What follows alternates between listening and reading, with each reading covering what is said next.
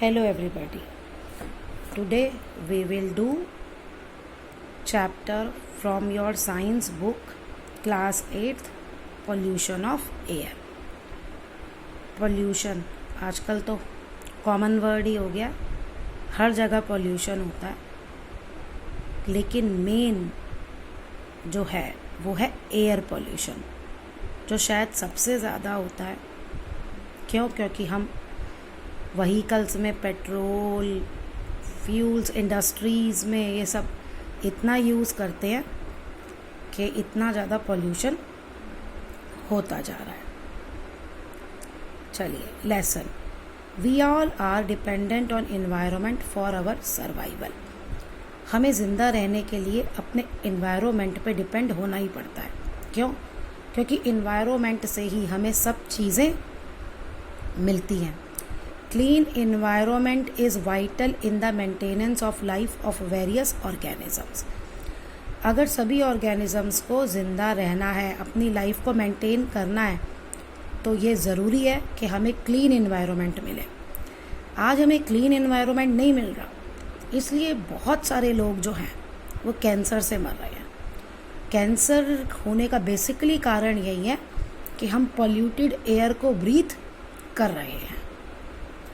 With the increase in population, our living places have become congested. जैसे जैसे population बढ़ती जा रही है तो भीड़ भी बढ़ती जा रही है। More and more forests are being cut to meet the increasing demands. ज़्यादा से ज़्यादा हम पेड़ काटे जा रहे हैं ताकि हमारी जो ज़रूरत है वो पूरी हो सके। More food is needed to feed the increasing population.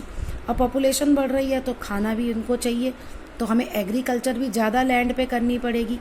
ठीक है ना? तो हम पेड़ों को काट रहे हैं खेती के लिए, इंडस्ट्रीज़ लगाने के लिए, क्योंकि इन्हीं इंडस्ट्रीज़ में जो हम डेली यूज़ का सामान है वो मैन्युफैक्चर होता है।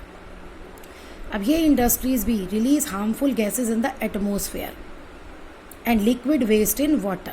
तो ये इंडस्ट्रीज़ वाटर को भी गंदा करती हैं और इसको भी, एटमॉस्फेयर को भी गंदा करती हैं।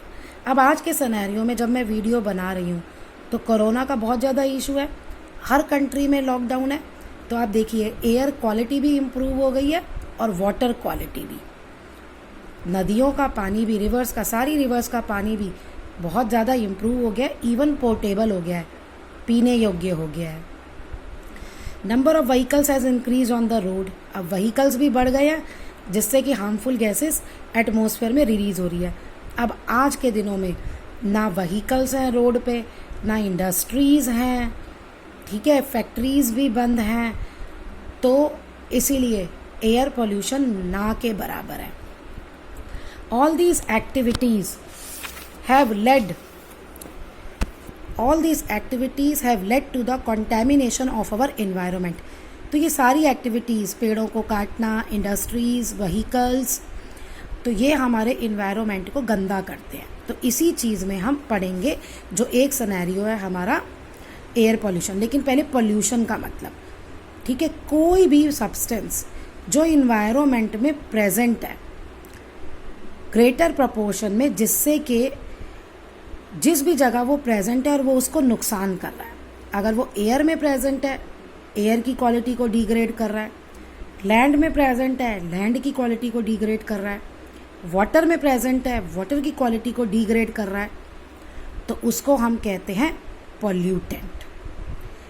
ओके, और ये जो प्रोसेस है पॉल्यूटेंट का, इन्वायरमेंट को डर्टी करना, इज कॉल्ड पॉल्यूशन।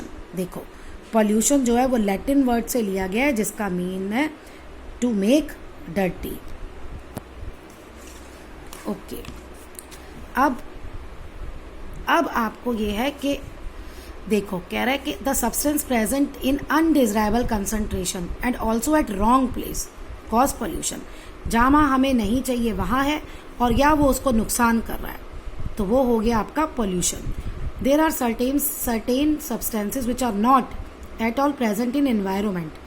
अभी वो इन्वायरमेंट में प्रेजेंट नहीं है, लेकिन अगर हमें वो रिलीज होंगी इन्वायरमेंट में, तो उसकी वजह से और ह्यूमन एक्टिविटीज़ की वजह से ही वो रिलीज़ होंगी, तो इसकी वजह से जो है एयर पोल्यूशन होगा। चलिए, अब एयर का आप सब जानते हैं, air is a mixture of gases. Air जो है वो गैसेस का मिक्सचर है, जिसमें 78% नाइट्रोजन है एंड 21% ऑक्सीजन है। बाकी दूसरी गैसेस भी हैं प्रेजेंट। कौन कौन सी हैं?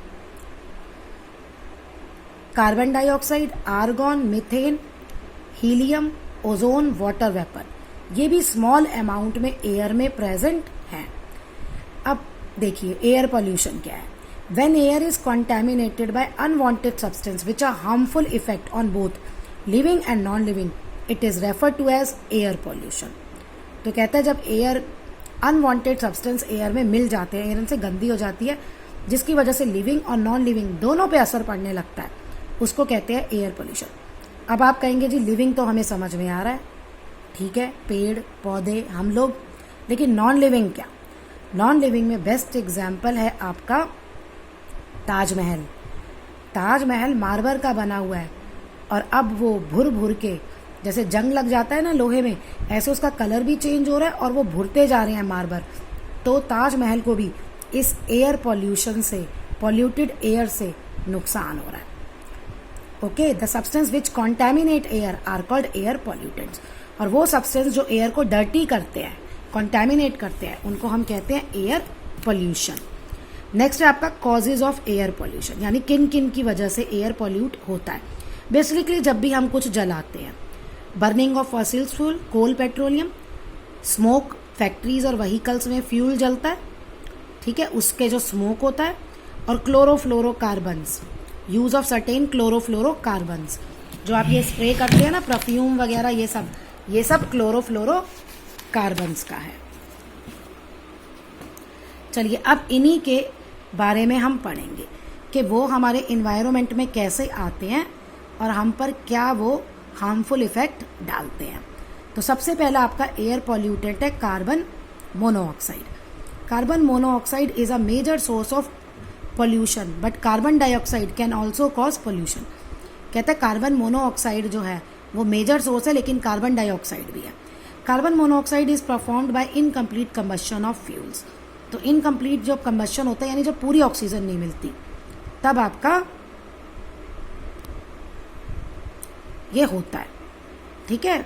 अब देखो, जैसे आपने एक रूम है, रूम में एक कुछ भी आपने जलता हुआ छोड़ दिया, अंगीठी जलती हुई छोड़ दी, और रूम के सारे आपने वो बंद कर दिए डोर, तो सब पहले तो होगा कार्बन डाइऑक्साइड प्रोड्यूस होगी, लेकिन जब पूरी एयर खत्म हो जाएगी ना, और उसके बाद कार्बन डाइऑक्साइड मोनोऑक्साइड में कन्वर्ट होना शुरू हो जाएगी।